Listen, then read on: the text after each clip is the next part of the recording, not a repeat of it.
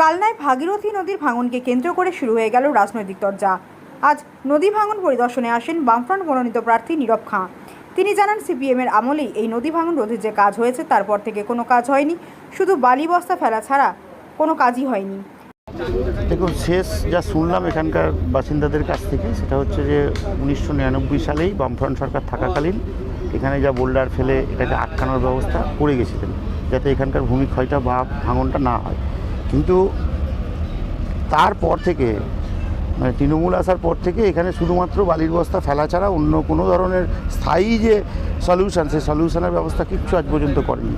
অথচ দেখা যাচ্ছে যে গভর্নমেন্ট থেকে হয়তো কোনো ফান্ড এসছে, সেই ফান্ডের টাকাটা সবটাই হচ্ছে যে চুরি করা হয়েছে বলা যায়, কাজ চুরি করাই বলবো।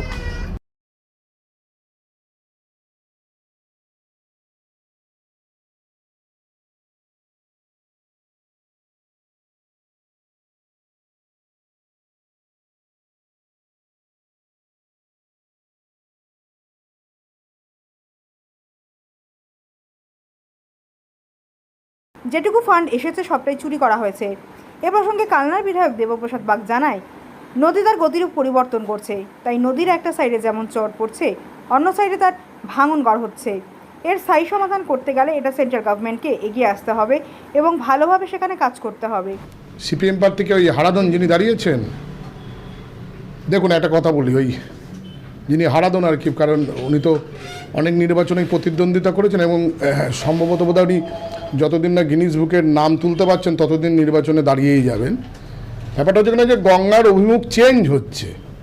উনি ওই যে বলছেন না যে সিপিএমের আমলে প্রচুর উদাহরণ দিতে পারি, যা হচ্ছে একদম গঙ্গা বক্ষে একদম তলিয়ে গেছে।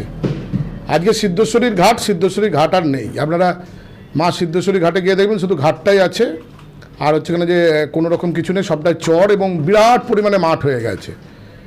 গঙ্গা ভাঙনকে রোধ করতে গেলে কতগুলি প্র্যাকটিক্যাল মানে বাস্তবমুখী চিন্তাধারা নিলে তবে গঙ্গার এই ভাঙনকে রোধ করা যাবে। একটা হচ্ছে গঙ্গাকে খনন, যেটাকে বলে হচ্ছে যে গঙ্গাতে যে পলি পড়ছে সেই পলিগুলোকে যদি না তোলা যায়, গঙ্গার তো একটা বৃহৎ পরিমাণ অংশে দেখবেন একটা পলি পড়ে গেছে।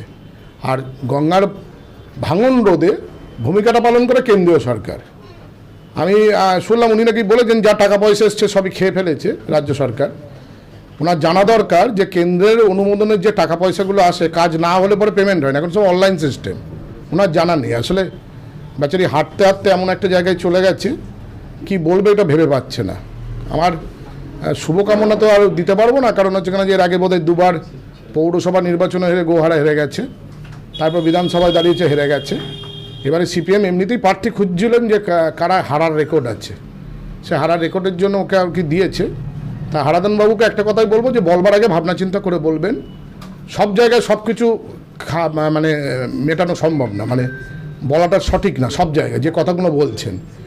কেন্দ্র সরকার গঙ্গা ভাঙনের জন্য টেন্ডার যদি করে থাকে, টাকা পয়সা যদি কেউ যদি খেয়ে থাকে সেটা কেন্দ্র সরকার খেয়েছে, রাজ্যের এখানে কোনো পার্ট নেই। আর রাজ্য সরকার ওনার জানা নেই যেখানে ভাঙনটা দেখা দিয়েছে তার পাশ থেকে হচ্ছে কিনা যে দেখবেন একটা জল প্রকল্প আছে, ওর কারণে প্রতিনিয়ত রাজ্য সরকার তার ফান্ডিং থেকে হচ্ছে বোল্ডার ফেলে এটাকে চেঞ্জ করার চেষ্টা করছে। কিন্তু গঙ্গার যেভাবে ভাঙন দেখা দিয়েছে এদিকটায় গঙ্গা এখন ক্রমশ পরিবর্তন ঘটছে।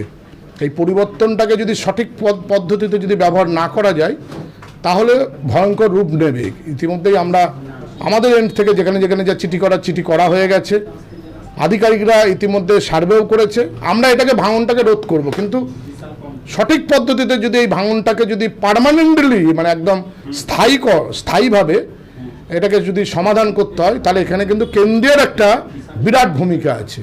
কারণ গঙ্গা হচ্ছে কেন যে কেন্দ্রীয় সরকারের আন্ডারে, আপনারা দেখেছেন যে স্বচ্ছ ভারত মিশনের আন্ডারে গঙ্গাকে কেন্দ্র করে অনেক কিছু ওরা পরিকল্পনা নিয়েছিল, কিন্তু বাস্তবে কিন্তু কোনো বাস্তবায়িত হয়নি। একটা সময় নরেন্দ্র মোদীর স্বচ্ছ ভারত মিশনের আন্ডারে আপনারা শুনে দেখুন, গঙ্গোত্রী থেকে একটি টিম সারা বাংলা জুড়ে গঙ্গা হচ্ছে কেন যে বক্ষ দিয়ে হচ্ছে কেন যে তারা ঘুরেছিলেন কি করলে পরে গঙ্গাকে রক্ষা করা যায়, গঙ্গার হচ্ছে কেন যে গতিটাকে সঠিক পদ্ধতিতে নিয়ে যাওয়া যায়, সেটা একমাত্র হয়েছিল। এবং আমরা দেখেছিলাম তারা এলেন, তারা ক্যাম্প করলেন, তাদের হচ্ছে ক্যাম্পে রতি মহারথীরা এলো, দারুণ খাওয়া দাওয়া হলো, কিন্তু বাস্তবে মা গঙ্গা যেখানে ছিল সেই জায়গাতেই দাঁড়িয়ে আছে। তিনি বামফ্রন্ট মনোনীত প্রার্থী নীরব খাঁকে কটাক্ষ করে হারাধন বলে কটূক্তি করেন আর বলেন, আর যিনি এই চুরির কথা বলছেন তিনি হয়তো জানেন না যে সমস্তটাই এই বিষয়ে অনলাইনে কাজ না হলে তার পেমেন্ট হয় না। গঙ্গা ভাঙনের জন্য যদি কোনো টেন্ডার হয়ে থাকে, কেউ যদি টাকা পয়সা খেয়ে থাকে, সেটা কেন্দ্রীয় সরকার খেয়েছে, রাজ্যের এখানে কোনো পার্ট নেই। এ বিষয়ে বিজেপির জেলা সভাপতি সুভাষ পাল জানান, নদী ভাঙন রোধে সেন্ট্রাল গভর্নমেন্টকে কোটি কোটি টাকা রাজ্য সরকার দিয়েছে।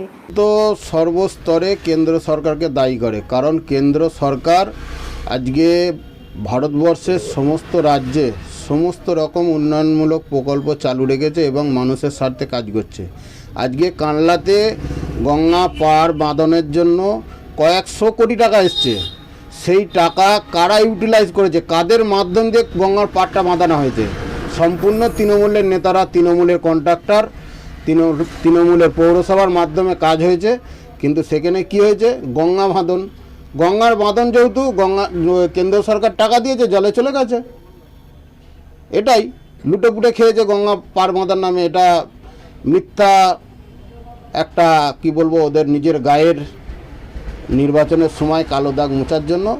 কেন্দ্র সরকার নিশ্চয়ই এটা কেন্দ্র সরকারের হাত ধরে কোনো রকম গঙ্গার বাঁধার কাজ হয় না। কেন্দ্র সরকার খরচা বাবদ টাকা দেয়, তা ইউটিলাইজ করে আমাদের রাজ্য সরকারের মাধ্যমে তৃণমূল দল।